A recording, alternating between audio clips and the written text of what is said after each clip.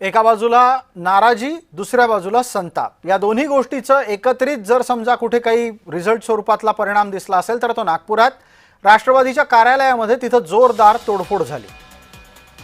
अजित पवारांच्या कार्यालयात नागपुरात तोडफोड झाली। तिथं लोकांनी काचा फोडल्या, टीव्ही फोडलेत, पक्ष कार्यालयाची नासधूस केलेली आहे। त्याची ही दृश्य आता आपण पाहतोय। नागपुरातली उमेदवारी न मिळाल्यामुळे अजित पवारांचे समर्थक इतके चिडले की त्यांनी कार्यालयात जाऊन धिंगाणा घातला।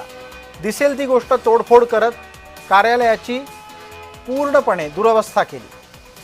तेजस मोहतुरे आपल्या सोबत आहेत।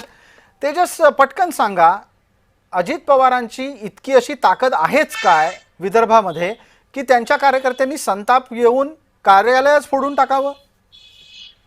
नक्कीच आपण जर बघितलं असेल तर भंडारामध्ये मोहाडी हा तुमसर मोहाडी विधानसभा क्षेत्र आहे, तिथं फक्त राष्ट्रवादी काँग्रेसचे आमदार आहेत। आणि गोंदियामध्ये जर बघितलं असेल तर राजकुमार बडोले हे आमदार आहेत। नागपुरात कुठेच राष्ट्रवादी काँग्रेसच्या नगरसेवक या अगोदर एक नगरसेवक होते, ज्यावेळेस राष्ट्रवादी काँग्रेस एक होते, धुनेश्वर पेटे, जे आता शरद पवार गटामध्ये आहे, शहराध्यक्ष आहेत। यावेळी जर बघितलं असेल तर 8 वर्षानंतर संपूर्ण ही निवडणूक होऊ घातली। आणि आज जर बघितलं असेल तर शिवसेनेचे जे राष्ट्रवादी काँग्रेसचे जे पदाधिकारी ते एकंदरीत आक्रमक झाले आणि आक्रमक पवित्रा होत त्यांनी जे आहे ते जे दिसेल ते फोडण्याचे काम तिथे केले। टीव्ही असेल, त्यासोबत काचा असतील ते फोडण्याचे काम केलं। ज्या कार्यकर्त्या ज्या ठिकाणी डिसिजन घेत होते, जे कार्यकर्ते त्या ठिकाणी एका अर्थाने कार्यकर्त्यांना एकत्रित करत बैठका घेत होते, त्या कार्यालयामध्ये ज्यात राष्ट्रवादी काँग्रेसचे कार्यकर्ते चांगलेच आक्रमक झाले। नागपुरात जर बिलकुल आपण तेजस या सगळ्या गोष्टीकडे लक्ष ठेवा। आपण लवकरात लवकर परत एकदा नव्या बातमीच्या निमित्तानं भेटूया।